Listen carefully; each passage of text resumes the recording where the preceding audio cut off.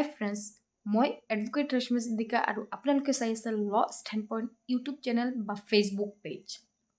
আপোনালোকে নিশ্চয় দেখা পাইছে মই যিবিলাক ভিডিঅ' ল ষ্টেণ্ড পইণ্ট ইউটিউব চেনেল বা ফেচবুক পেজতে আপলোড কৰোঁ, সকলো ভিডিঅ'ৰ পৰা আপোনালোক কিবা নহয় কিবা এটা উপকৃত হয়। আৰু মই কেইদিনমান আগতে লিগেল নোটিছৰ ওপৰত ভিডিঅ' আপলোড কৰিছোঁ, ইভেন লাইভতো লিগেল নোটিছৰ ওপৰত কথা পাতিছোঁ।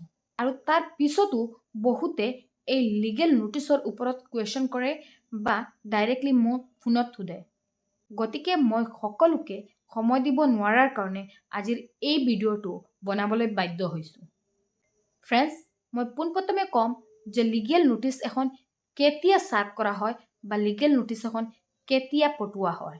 নম্বৰ 1 হৈছে যদি আপুনি কিবা এটা সমস্যাত ভুক্তভোগী হৈ আছে, কিন্তু আপুনি এই সমস্যাটো লৈ পেলাই কেছ কৰিব বিচৰা নাই, তেতিয়া সেই সময়ত আপুনি আপোনাৰ বিৰোধী পাৰ্টিক বা আপোনাৰ বিৰুদ্ধে থকা ব্যক্তিসকললৈ এখন লিগেল নোটিছ পঠিয়াব পাৰে। আপোনাৰ বিৰুদ্ধে থকা ব্যক্তিসকলে অতি সোনকালে আহি পেলাই আপোনাৰ সমস্যাটো লিখিত হিচাপত সমাধান কৰি দি দিয়ে। ফ্ৰেণ্ডছ, মই সমস্যা বুলি কৈছোঁ আৰু এই সমস্যাটো বহু ধৰণৰ হ'ব পাৰে। নম্বৰ 1 হৈছে পতি পত্নীৰ মাজত হোৱা কাজিয়া লৈ পেলাই সমস্যা। নম্বৰ 2 হৈছে মাটি বাৰী লৈ পেলাই সন্মুখীন হোৱা সমস্যা। নম্বৰ 3 হৈছে লোনক বা টকা পইচা লেনদেন লৈ পেলাই সমস্যা। আৰু নম্বৰ 4 হৈছে যদি আপোনাৰ লগত কাৰোবাৰ কাজিয়া হৈছে কিন্তু আপুনি কেছ নকৰাকৈ আপুনি আপোনাৰ সমস্যাটো সমাধান কৰিব বিচাৰে, সেই মুহূৰ্ততে আপুনি আপোনাৰ বিৰোধী পাৰ্টিক বা বিৰোধী ব্যক্তিসকলৰ ওপৰত এখন লিগেল নোটিছ চাৰ্ভ কৰিব পাৰে বা পঠিয়াব পাৰে।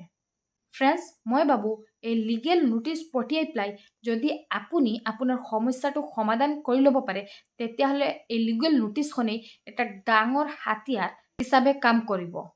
মই ডাঙৰ হাতিয়াৰ বুলি কিয় কৈছোঁ, চাওক, আপুনি আপোনাৰ সমস্যাটোত ভুগি আছে সঁচা, কিন্তু কোনো ধৰণৰ কেছ নকৰাকৈ অকল লিগেল নোটিছৰ দ্বাৰা আপুনি আপোনাৰ সমস্যাটো সমাধান কৰিবলৈ সক্ষম হৈছে। আৰু তাৰ পিছতো যদি লিগেল নোটিছ পঠিওৱাৰ পিছত বা আপোনাৰ বিৰোধী পাৰ্টিক লিগেল নোটিছ চাৰ্ভ কৰাৰ পিছত কোনো ধৰণৰ ৰেছপন্স নাহে, তেতিয়াহ'লে আপুনি ভৱিষ্যতেও এই লিগেল নোটিছখন লৈ পেলাই আপোনাৰ বিৰুদ্ধে থকা ব্যক্তিসকলৰ ওপৰত আইনগত ব্যৱস্থা ল'ব পাৰে।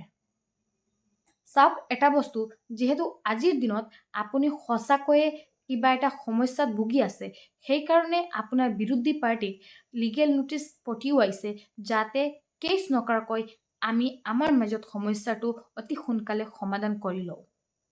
কিন্তু আপোনাৰ বিৰুদ্ধে থকা ব্যক্তিসকলে এই সমস্যাটো সমাধান কৰিব নিবিচাৰে কাৰণে আপোনাৰ এই লিগেল নোটিছখনৰ কোনো ধৰণৰ ৰেছপন্স দিয়া নাই বা কোনো ৰিপ্লাই দিয়া নাই।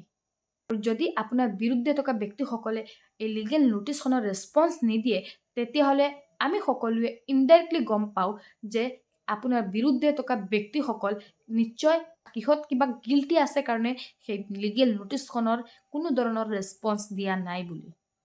গতিকে মই ভাবোঁ এই লিগেল নোটিছখনে এটা ডাঙৰ হাতিয়াৰ হিচাপে কাম কৰে, কাৰণ যদি আপুনি আপোনাৰ বিৰুদ্ধে থকা ব্যক্তিসকলে লিগেল নোটিছ পঠিওৱায় আৰু আপোনাৰ বিৰুদ্ধে থকা ব্যক্তিসকলে আহি পেলাই সমস্যাটো সমাধান কৰি লয়, তেতিয়াহ'লে এটা ভাল কথা। আৰু আপোনাৰ বিৰুদ্ধে থকা ব্যক্তিসকলে আহি পেলাই সমস্যাটো সমাধান কৰি নলয়, তেতিয়াহ'লে আপুনিও এই লিগেল নোটিছখন লৈ পেলাই ইন ফিউচাৰত সেই ব্যক্তিসকলৰ বিৰুদ্ধে আইনগত ব্যৱস্থা গ্ৰহণ কৰিব পাৰিব। মই এই লিগেল নোটিছৰ ওপৰত অলপ আলোচনা কৰিছোঁ বা মই যিবিলাক সমস্যাৰ বিষয়ে ইতিমধ্যে উল্লেখ কৰিছোঁ, তাৰ পিছতো যদি আপোনালোকে বেলেগ কিবা সমস্যাত ভুক্তভোগী হৈ আছে, তেতিয়াহ'লে মোক কনচাল্ট কৰিব পাৰে বা মোৰ লগত আলোচনা কৰিব পাৰে। আৰু ময়ো আপোনালোকক কেছ নকৰাকৈ যাতে আপোনাৰ সমস্যাটো অতি সোনকালে সমাধান কৰি দিব পাৰোঁ, তাৰে চেষ্টা কৰিম। চাওক, আজিৰ দিনত যদি আপুনি আপোনাৰ সমস্যাটো লৈ পেলাই থানাতে কেছ দি পেলাই ৰেজিষ্টাৰ কৰি কোৰ্টত লৈ যায় বা কোৰ্টতো কমপ্লেইন কেছ দি পেলাই আপুনি ন্যায় পাব বিচাৰে, তেতিয়াহ'লে এটা পাৰ্টিকুলাৰ সময় লাগে। তাৰ বিৰুদ্ধে যদি আপুনি লিগেল নোটিছ আপোনাৰ বিৰোধী পাৰ্টিক দি পেলাই সমস্যাটো সোনকালে সমাধান কৰি লয়, তেতিয়াহ'লে মই ভাবোঁ আপোনালোকে এইটো পন্থা অৱলম্বন কৰাটোৱেই উত্তম।